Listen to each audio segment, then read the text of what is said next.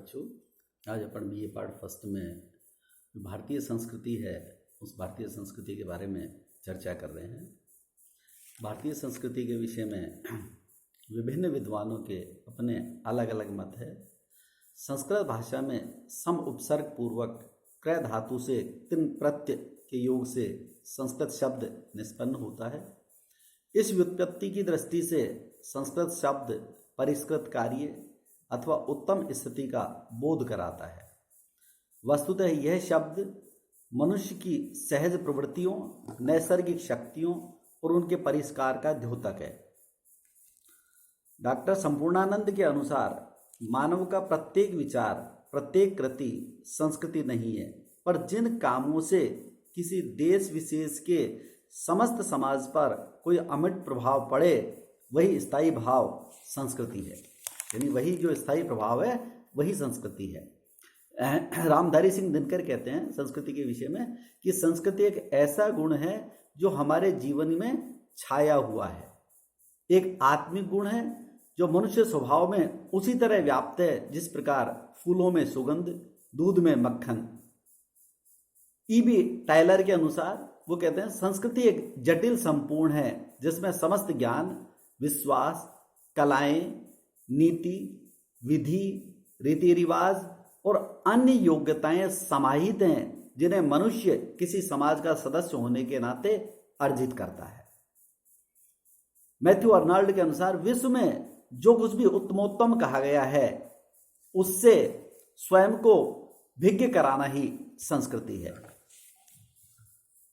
इस तरह से अलग अलग विद्वानों के मतों के अनुसार यहां संस्कृति शब्द के साथ प्राय एक शब्द और जुड़ जाता है, वो है सभ्यता। इसका सभ्यता का प्रयोग प्राप्त होता है। सभ्यता का जो अर्थ है वो सभा में बैठने की योग्यता।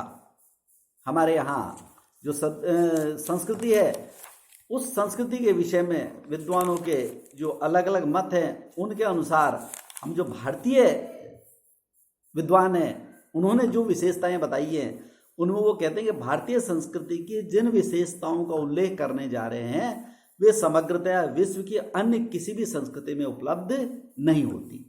जैसे सर्वाधिक प्राचीनता, कि हमारी जो संस्कृति है अन्य सभी से प्राचीन है, कि उपलब्ध सभी संस्कृतियों में ये प्राचीन है। विश्व की जितनी भी संस्कृतियां मिलती हैं उनमें सबसे प्राचीन है। भारतीय वाङ्मय के जो वेद हैं वो वेद सबसे प्राचीन मानते हैं। उन वेदों में जो घटनाएं घटित होती हैं उनके समकालीन किसी भी देश की इस प्रकार की जो संस्कृति है उसके बारे में चर्चा नहीं की गई है, इसलिए हम इसे सर्वाधिक प्राचीनता का एक तरह से प्रमाण मानते हैं। एक है, दूसरा है अक्षुण्ण प्रवाह, यानी हमारी जो संस्कृति है लगातार प्रवाहित होती चल रही है। जैसे कि प्रारंभ से आज तक ये अटूट है, यानी विश्व की अनेक जो संस्कृतियां थी उनमें समय समय पर नितांत परिपुष्ट दिखती हुई भी क्रम से काल के प्रभाव में जर्जर होकर वो लुप्त हो गई।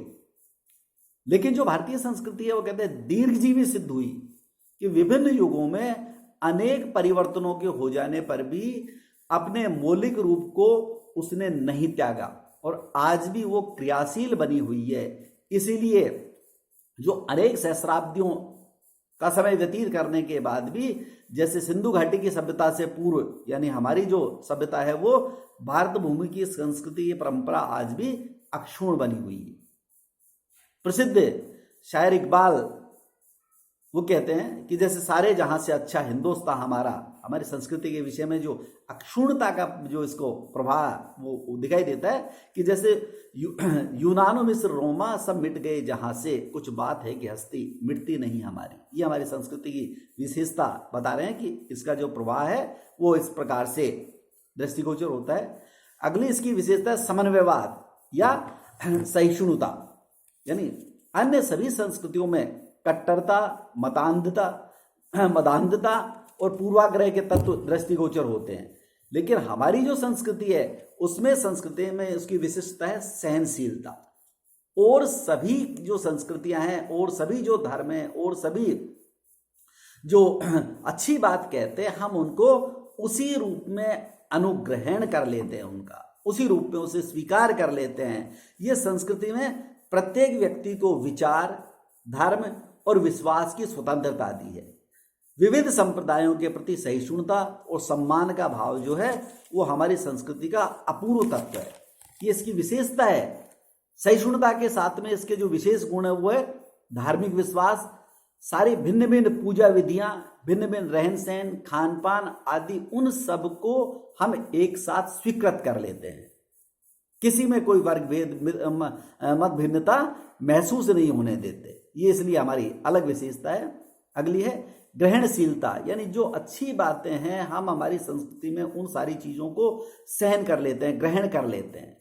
जैसे इसीलिए हमारी जो संस्कृति है वो सजीव और सक्रिय बनी हुई है कि हम जैसे देसी अथवा विदेशी नवीन तत्वों को आत्मसात अपना अंग बना लिया है, वैशिष्ट को ग्रहण और संरक्षण किया है।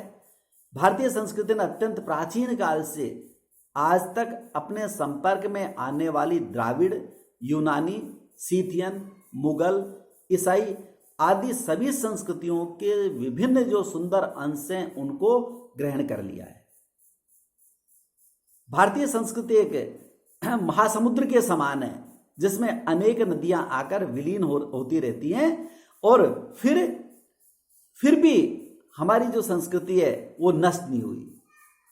प्रोफेसर हुमायूं कबीर कहते हैं कि ग्रहणशीलता के इसी गुण का परिलक्षण है कि भारतीय संस्कृति की कहानी एकता और संसाधनों का समन्वय है तथा प्राचीन परंपराओं और नवीन मानव के पूर्ण संयोग की उन्नति की कहानी कहती है ये संस्कृति।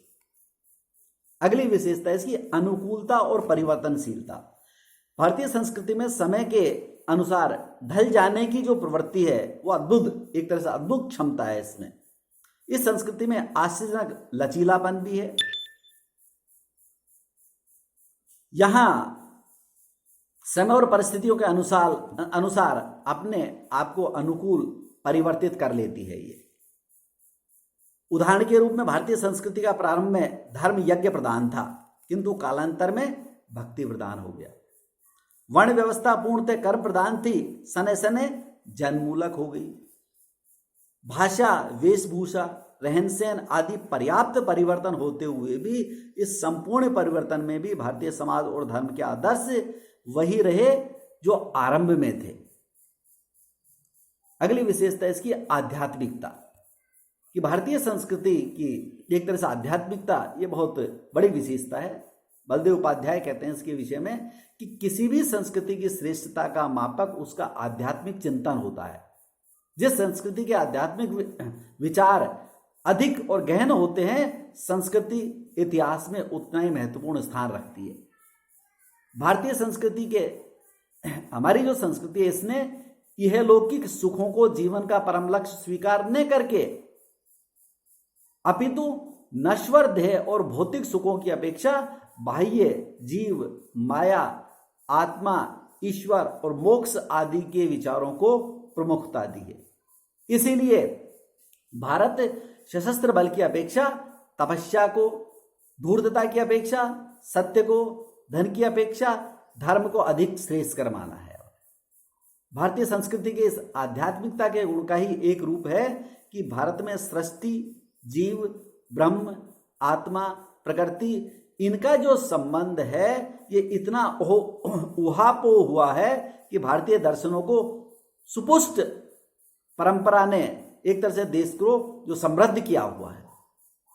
आगे अगली विशेषता सर्वांगीणता, कि मनुष्य के संपूर्ण जीवन में जो सर्वांगीणता का विकास है वो एक तरह से योजना को प्रस्तुत करता है।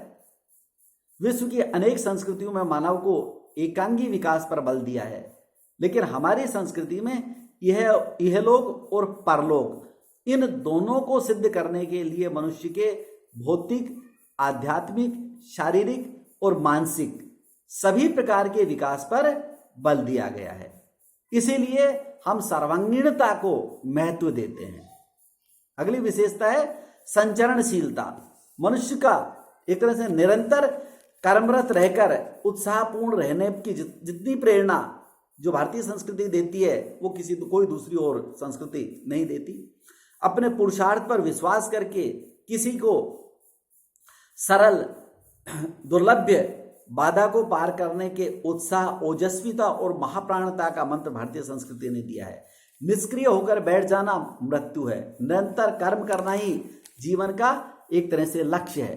उपनिषदों में सुंदर इस प्रकार के उपदेश दिए गए हैं कि सोता हुआ व्यक्ति कलिकाल है, निद्रा समाप्त कर जम्हाई लेता है वो द्वापर युग है, आलस्य त्याग कर उठता हुआ व्यक्ति त्रेता समय है और चलता हुआ कृतयुग है। इस तरह से निरंतर चलते रहो, निरंतर चलते रहो, यही हमारी संस्कृति एक तरह से आपको शिक्षा देती है। आगे बाकी विशेषताओं को हम फिर कल दोबारा देखेंगे। धन्यवाद।